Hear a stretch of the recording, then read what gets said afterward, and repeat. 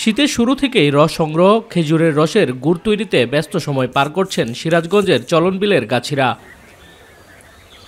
ভোর থেকে সকাল ৮টা-৯টা পর্যন্ত গাছ থেকে রস সংগ্রহ করেন তারা।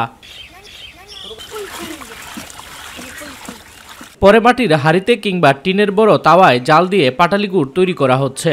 গাছিরা জানান, এক একটা খেজুর গাছ থেকে প্রায় ১ মণ রস হয়। গুড় উৎপাদন হয় ১৫ থেকে ২০ কেজি। বাজার দর থাকায় লাভও হয়।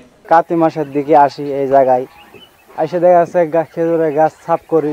ভোরবেলা ওইটি রসটা পাড়ি আইনি কারেন্ট ঢাল দেওয়ার পরে ধরেন কোনো গাছে ৩ কেজি ৪ কেজি রস পড়ে। জাল দেওয়ার পর ধরেন গুড় কাটাই করি, গুড় বানাটা না ওই আপনার খুরি করি, পাটারি করি।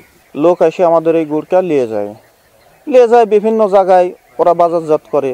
আর নির্ভেজাল ও গুণগত মান ভালো থাকায় স্থানীয়দের পাশাপাশি বিভিন্ন এলাকার পাইকাররাও এসে গুড় কিনে নিয়ে যান এখান থেকে। শুনছি সুগার গ্রামে নাকি ভালো মানের গুড় পাওয়া যায়, ওই জন্য এখানে আসছি। গুণগত মানসম্পন্ন হওয়ার কারণে এই গুড়গুলা অনেকেই কিনে নিয়ে যায়। সরকার যদি এই ফাঁকা জায়গায় কোনে এই রাস্তার ধার দিয়ে যদি খেজুর গাছ লাগাইতো, আমরা রসও খাইতে পারতাম, অল্প দামে খেজুরের গুড়ও কিনতে পারতাম। কৃষি বিভাগ বলছে, স্থানীয়দের পাশাপাশি বিভিন্ন জেলা থেকে গাছিরা এসে খেজুরের রস সংগ্রহ করে গুড় তৈরি করেন। এ কারণে অনেকের কর্মসংস্থান তৈরি হচ্ছে। আমাদের গত বছরে ৬৮ মেট্রিক টন খেজুরের গুড় উৎপন্ন হয়েছে।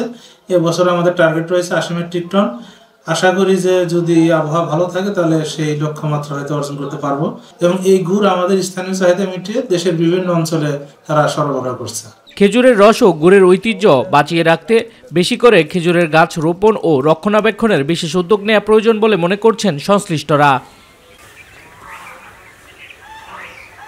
শামস তাবরিজ উচ্ছ্বাস, মাই টিভি নিউজ ডেস্ক।